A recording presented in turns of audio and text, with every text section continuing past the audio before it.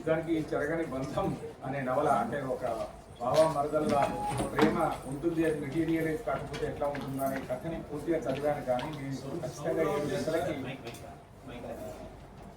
7 గంటలకి నేను ఖచ్చితంగా మాదాపూర్లో ఉండాలి కాబట్టి ఒక్క నిమిషం కూడా వృధా చేయడం వీలు కాదు. కాబట్టి నేను రచయితని అభినందిస్తూ వెళ్తున్నాను. ఇంకోసారి పుస్తకం మీద ఎక్కడైనా ఒక చోట ఖచ్చితంగా రాస్తాను.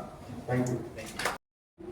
అదేవిధంగా పుస్తకంలో ముందు పుస్తకాన్ని నేను అనుకోకుండా నాకు ఈ కథ మధ్యలో చాలా రోజుల నుంచి ఉన్నది, కానీ దాన్ని ఎక్కడ నేను వ్యక్తం చేయాలి అనుకున్న సందర్భంలో నాకు ఒక మంచి మిత్రుడు అనంతపూర్ కదిలించే వార్త మీడియా చీఫ్ బ్యూరో జోడు రమేష్ గారు మంచి మిత్రుడు. మేము అంటే గతంలో అతను సినిమా డిపార్ట్మెంట్లో పనిచేశాడు.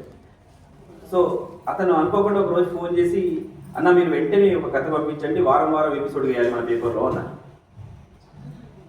ఇప్పుడు ఎలా పంపిస్తానని చెప్పంటే, ఏముందన్నా గతంలో ఎన్నో కథలు నీ దగ్గర పెట్టుకున్నావు కదా, ఒక కథ పంపించు స్టార్ట్ చేయమని చెప్పంటే, ఒక రోజుతో కాదు కదా వారం వారం వేయాలంటున్నావు కదా నన్నే. అలాంటి కథలను క్రియేట్ చేయి తొందరగా. ఆ టైంలో మొదటి రోజు ఒక ఓన్లీ కేవలం అర్ధగంట సమయంలోనే నేను బడి విడిచిన వెంటనే ఇంటికి పోయి వెంటనే టైప్ చేసి పంపించడం జరిగింది. అలా మొదలైన తర్వాత కథను తీసుకువెళ్ళే క్రమంలో నిజంగా కూడా భయం వేసింది.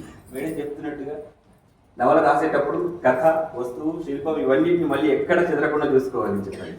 నేను పెట్టిన టైటిల్ పేరు